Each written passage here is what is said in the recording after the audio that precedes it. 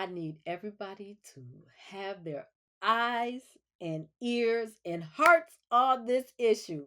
Most of the children would be struggling at the comprehension level. Like, no, they pretty much can read the words, but they not understanding them well. And some of them may be struggling with some fluency, right? But comprehension was like the biggest thing. I'm not making meaning. And they're like, well, then that's what reading is. So if you're just reading the words straight off the page and you're really good at that, but it's not creating a picture for you, it's not coming together, you can't summarize for yourself, then baby, I know you're not really reading. And the challenge right now that I think a lot of our schools are facing at the middle school and even high school level is that we have these kind of flip triangles. In a typical model, about 80% of the kids would be okay with good tier one content area instruction.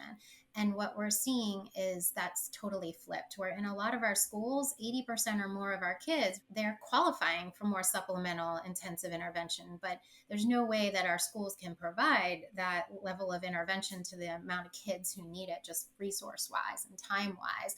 And so the implications are really that we need to strengthen that tier one setting for these kids, because that's where they spend the majority of their day. So one thing we've been working on with schools is really trying to get them to adopt a set, not a million different strategies, but a set of evidence-based vocabulary comprehension building strategies that are tier one content area teachers, so English, science, social studies primarily, and math too, but can integrate into their typical instruction in that tier one setting.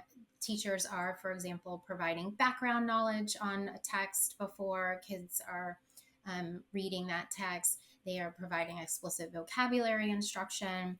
They're giving kids lots of opportunities to engage in text based discussion. And they're working on comprehension building practices such as how do I get the main idea of what I just read, making inferences, things like that.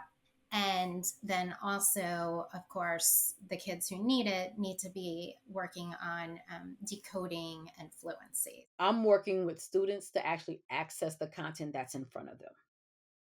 And so I'm not going down and getting bunnies and rabbits because you have trouble at the word level and this is the work you need. No, you're going to learn how to do this with the types of words that you're actually going to see. And there are some companies out there now who are trying to create some text for students that are engaging, that don't look like baby books. We cannot keep saying, well, if they learn how to read in elementary, then this will not be a problem later. So we've been saying this for the last 50 years, and it's still an issue.